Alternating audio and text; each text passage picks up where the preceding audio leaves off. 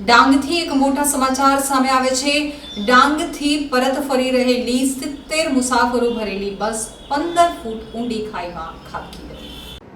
મળતી માહિતી અનુસાર સુરતથી 70 પ્રવાસીઓ સાથેની બસ સાપુતારા ગઈ હતી।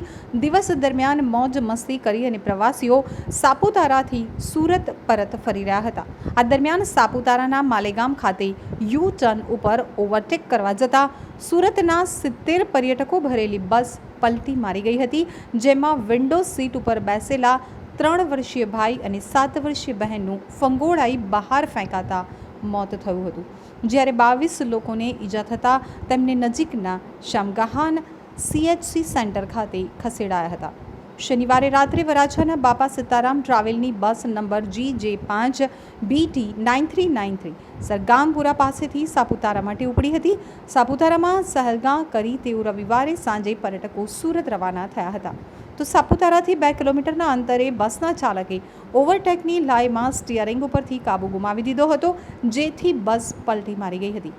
આ અકસ્માતમાં બસમાં સવાર ગોપીપુરા મુમનાવાડના 7 વર્ષીય અતિફા અશફાક શેખ અને 3 વર્ષીય ઉમર અશફાક શેખનું સ્થળ ઉપર જ મોત નીપજ્યું હતું। સાપુતારામાં બનેલી દુર્ઘટનાની માહિતી મળતા જ પર્યટકોના ખબરઅંતર જાળવવા સ્વજનોએ દોડધામ કરી હતી। ઇજાગ્રસ્તોમાં સુલતાના સૈયદ, અલૈના સૈયદ, હિના સૈયદ, આશિયા સૈયદ, મોહમ્મદ જુનૈદ, મુમતાઝ શેખ, હેતલ ખુડાભાઈ, પુષ્પલતા સુરેશ, બીના પાટીલ, દિવ્યા ડબરિયા, સાજિદ સૈયદ પઠાણ, યુનુસ ખાન, સાનિયા બાનુ, મોહમ્મદ હમઝા, જમીલા અશફાક, AG શેખ, તૌફિક ખાન પઠાણ, ઝાકિર નાસર સૈયદ, ઝુબેર સલીમ, કનીઝ મલિક, સબ્બીર મિયા મોહમ્મદ, જાવેદ નઝીર ઇજાગ્રસ્ત થયા હતા। આજરોજ આપ જાણો છો તેમ સાપુતારામાં એક બસ ખાઈમાં પડી ગઈ છે। લગભગ એમાં 70 જેટલા પેસેન્જરો હતા। આહવાથી હાલ 8 પેશન્ટ મોકલ્યા છે એવું લગભગ દોઢ કલાક પહેલા ન્યૂઝ આવેલા હતા। તે મુજબ આપણે અહીંયા બધી કેઝ્યુઅલ્ટીમાં તૈયારી કરી દીધી છે। એક 20 બેડનો વોર્ડ પણ બનાવ્યો છે અને આપણે સર્જરી અને ઓર્થોપેડિકના રેસિડેન્ટ પણ એક્સ્ટ્રા સ્ટાફ મુકાયા છે, નર્સિંગ સ્ટાફ મુકાયો છે, સર્વન્ટ અને સ્ટ્રેચર ને બધું એક્સ્ટ્રા મૂકવામાં આવ્યું છે। મેડિકલ ઓફિસર બી એક મૂકવામાં આવ્યા છે।